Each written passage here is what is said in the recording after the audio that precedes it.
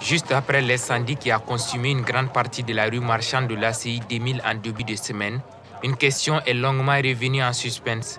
Qu'est-ce qui a provoqué le feu?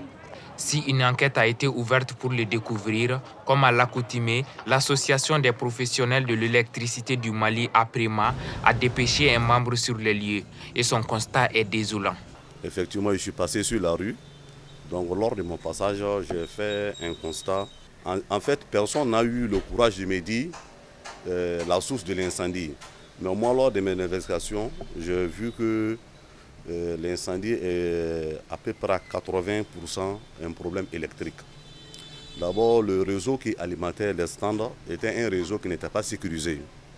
Quand je dis n'était pas sécurisé, de l'alimentation, depuis la source du courant jusqu'aux différents stands, il n'y avait pas de disjoncteur sur aucune ligne. Là, moi, je fais ce constat.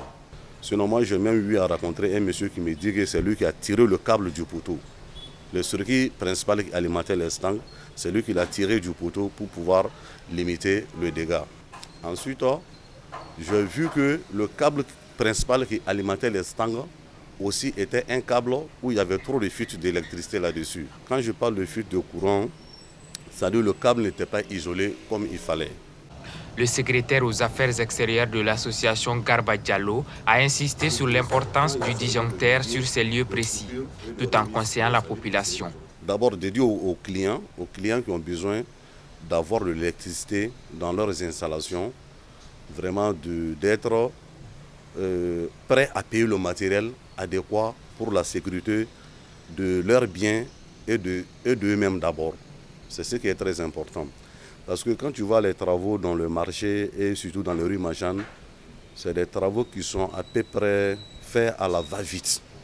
C'est-à-dire le temps de trouver quelqu'un qui peut te brancher un câble, donc ils le font venir et ce dernier est sous le commandement du client.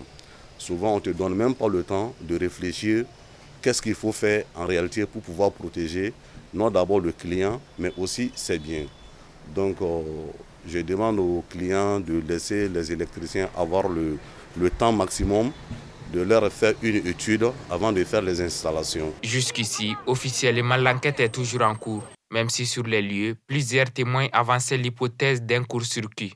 Quoi qu'il en soit, des marchandises d'une valeur de plusieurs millions de francs CFA sont parties en fumée, une perte énorme pour la commune et les commerçants détaillants touchés par l'incendie.